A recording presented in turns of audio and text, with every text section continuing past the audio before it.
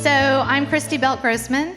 We all know that agents want to be bossed around, and so I'm the person who bossed around the Belt team as the COO for 23 years. We did over $1 billion in sales, and now I teach other people and coach other people on how to get bossy. Yes, you do. I've been to her event. It's amazing.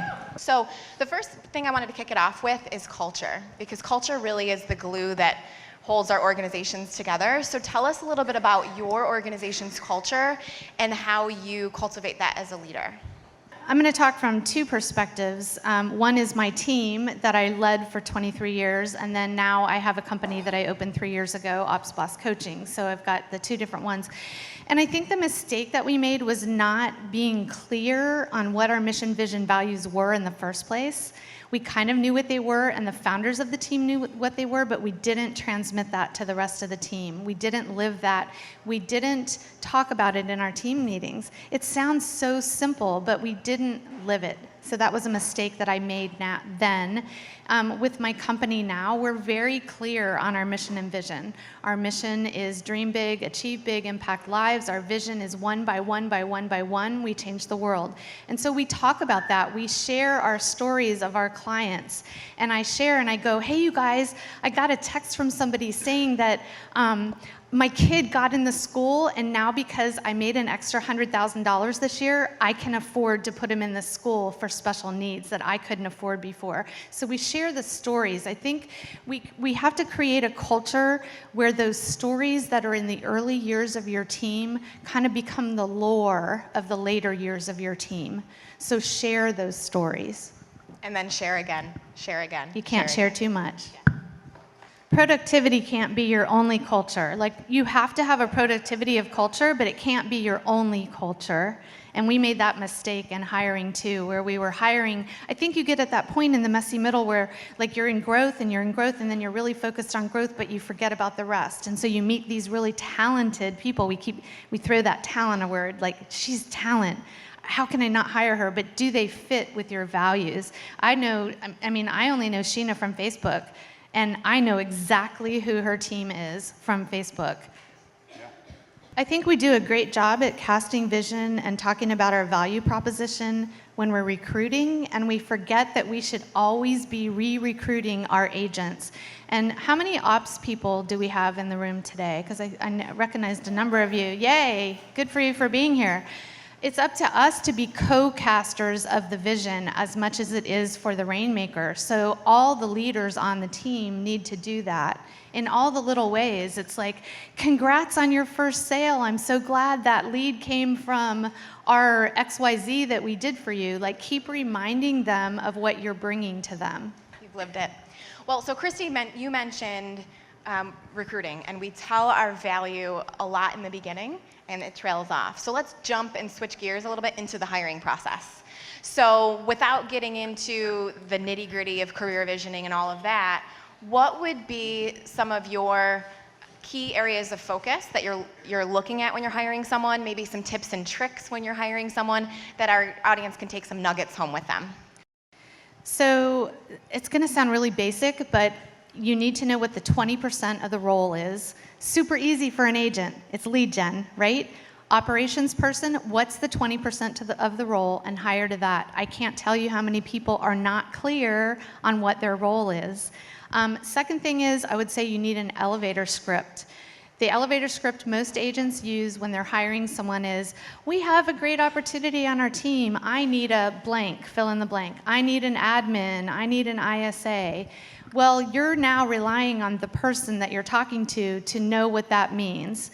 So instead of that, I want you, and they're not going to give you a name. And we know that unemployment is at its lowest in however many, 20-something years. So you're probably looking for someone who's already employed somewhere else.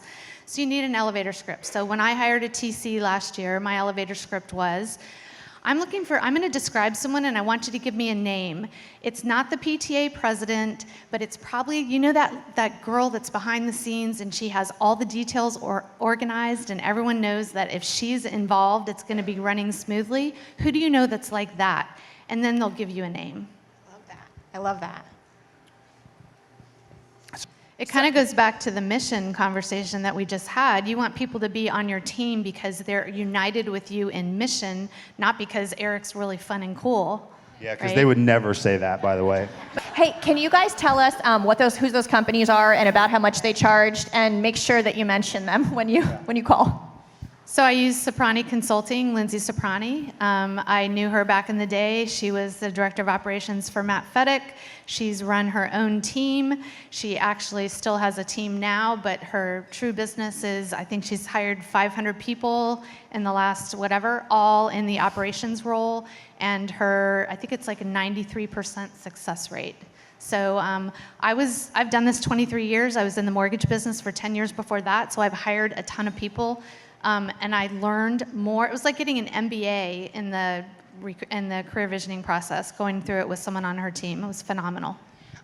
Let me ask a question off that. So, because a part of the process of hiring is you're building a relationship with that candidate through, so that by the time you say yes and they say yes, you're like real close, right? So how do you... You're still doing it together. It's a great question. So I'll give you the numbers. Here's to go back to your patience issue. Like, you can tell, I'm 99D also, so I don't have a lot of patience.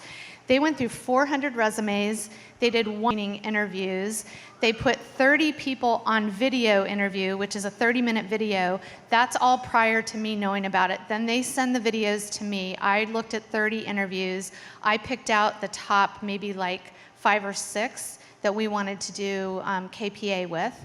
We do KPA on video, so it's all 3 of us. It's their consultant, the interview, the candidate, and me. And then I picked 2 or 3 to go to Life Story. They came into my office, and so we were in person and they were on video, so we all kind of did it together. So you're still going through that relationship building. Awesome. Thank you for bringing that up, Sheena. That was great. You have operations people on your teams, those of you who have assistants. What do assistants like to do? We like processes. We like to follow the rules, right? So leverage your assistant to help in that recruiting process or in the interview process. Have them, I used to coach my rainmaker. Like I wanted him to go through the process because of the relationship. This person is going to be doing their accountability with him, but he hates processes. He can't remember. He didn't go to class. Like, forget it. So we would meet, and I go, here's what you're going to do. Boom, boom, boom. And then he'd do that step, and we go, okay, next step. Boom, boom, boom. So you can coach your rainmakers through that. We are the messy middle, and we like talking about the mess, and I think we all learn a lot from other people's failures. So can you share with us, maybe in the spirit of the theme around leading and people, a leadership failure that you've had that has really impacted and grown you? We're really good at that. Yeah. Probably our biggest leadership failure was not working on our communication skills and making it about us and not about them. It has to be about them. And how that manifested itself was getting a phone call one night and being a team of 15 and 6 people walking out together to a market center and starting their own team and taking over $100,000 in commission with them. Ouch.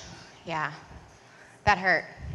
So what we realized during that was it came about because we decided that we needed standards instead of suggestions. And we did a really poor job of communicating what that meant and what was in it for them and why this was. It also was a hiring issue that we did not hire to our mission, vision, and values. We did not follow the process. And if we had followed the process, the people who were great producers on our team would never have been on our team. We wouldn't have been in that. The good news is we came out of it and did a lot more business afterwards, but it was a hard lesson. Well, that's because standards are in our head, right? So you're supposed to know what my standard is. I mean, we didn't meet. We were having weekly team meetings, but we weren't doing one-on-one meetings. Okay. And that sounds so simple. And we didn't know what was important to each person. What was their why? Why do they get up in the morning? Why are they on my team instead of someone else's team? Why do they come? You know, how can I want to be a vehicle for your success. That's what we learned. We thought they were a vehicle to our success, and really we are a vehicle to their success. And once we figured that out, things changed. So you mentioned, just to dig a little bit deeper, you are doing one-on-ones now. Can you just share, how did your communication change in terms of the systems? Because you're a systems girl. We just had to follow the models. We started doing this random thing called a 411 and doing 1-3-5s and asking what people's goals were and doing little things like at our team meeting, cutting out pictures of everybody's goals and put a line under it and pass out a sheet and go, do you know what everyone else's goals are? Write the name under the picture that matches their goal, and I'll give you a $25 gift card for whoever gets the most right. Now the whole team knows each other's goals and we can help each other get there faster. I love that. Thank you. Well, something you brought up, Sheena, I think it's Diana talks about it at Coaching Skills Camp, having care and candor, right? And you can care about someone. Our team is our family. We can care about them, and we can care about them right out of the business, right? We can care them out of business. So we have to show up with that candor as leaders, even if we don't want to, because we care. And the candor to the standards. I think the fear of the candor is you're afraid of losing people. You're not confident enough in your own value proposition that your value proposition is going to keep those people on the team. And then the other part of that is, like, remember when you were back in school and you had that favorite teacher? Like, everybody has a favorite teacher. My favorite teacher was not the one that was like, yeah, whatever, you don't have to do your homework. My favorite teacher was the one like, you're like so smart, you need to do extra assignments, which I didn't like as a kid, but looking back, I love that she pushed me to be that person. Like, our team needs us to push them to be the people they want to be. I love that. One of my favorite questions I ask in the CV process is, on a scale of 1 to 10, how competitive are you? And I even want down to a transaction coordinator to say 11. And I just hired one who is super competitive and wants to take us to number 1. I'm like and it's 2011. So cool. You're 2011. 2011. Yeah, you want everyone to have that culture of winning, because they'll push the ship with you. Okay, 2 more questions, and then we're going to open it up to the audience. This is a rapid fire, so I know we have a lot of avid readers on this panel. So share with our audience some of the best leadership books that have impacted you. So I would say 2, well, Rocket Fuel is sort of an obvious one. So Rocket Fuel you should read with your lead operations person if you're an agent. I would say 21 Irrefutable Laws of Leadership by John Maxwell, and you need to plus it by taking the self-evaluation in there and asking the people around you in your family, in your market center, on your team, anywhere where you show up as a leader, ask them to fill out the evaluation about you, and it'll give you amazing awareness. And then the last one I would say is the coaching habit, because if you are an owner of a team, you are coaching everybody on the team, and we need to do a better job at what I learned, because I was terrible at it. I was telling all the time instead of asking, so we need to learn how to coach our people. Last question, and then we're going to dive into the audience questions, and this is kind of a great way to wrap it up. If you were to give our messy middlers one piece of advice in terms of leadership and growing their empire, to kind of put a bow on it, what would it be? I'd say teach your people how to think, not how to do. We become the answer person oftentimes as leaders, so teach them how to think. And I would also say, I get to say 2 things. Don't go to training by yourself. The teams that go together grow together, because otherwise the rainmaker goes and the agents aren't there or the admin aren't there, and you come back, you have all these great ideas and they're not on board with you. So that kind of goes hand in hand with teaching them how to think. Perfect timing. I have a really tactical question. How do you balance, or do you balance at all, celebrating individual achievement, whether it's through reward or compensation models or even just conversation and praise, versus the idea that as a team we should focus on team players that only care about the team's achievements?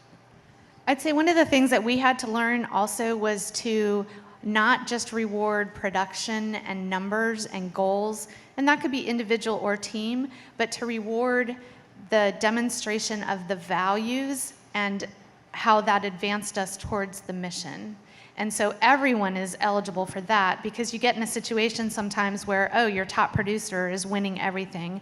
And then also to focus on activities, rewarding the actual doing of activities versus the results that you know will come from the activities. there's a lot of solo agents, as you guys know, here in the group, and if you guys had to start over and build a team, what would be the one or two things? And you may have mentioned some of these things, but what would be the one or two steps that you guys think are critical to make sure that you would be successful from the very start versus trying to have to fall and stand up again? And I'd say, you already know what I'm going to say probably. Follow the model. The model is your first hire should be admin, your second hire should be admin, and Gary says even sometimes your third hire should be admin.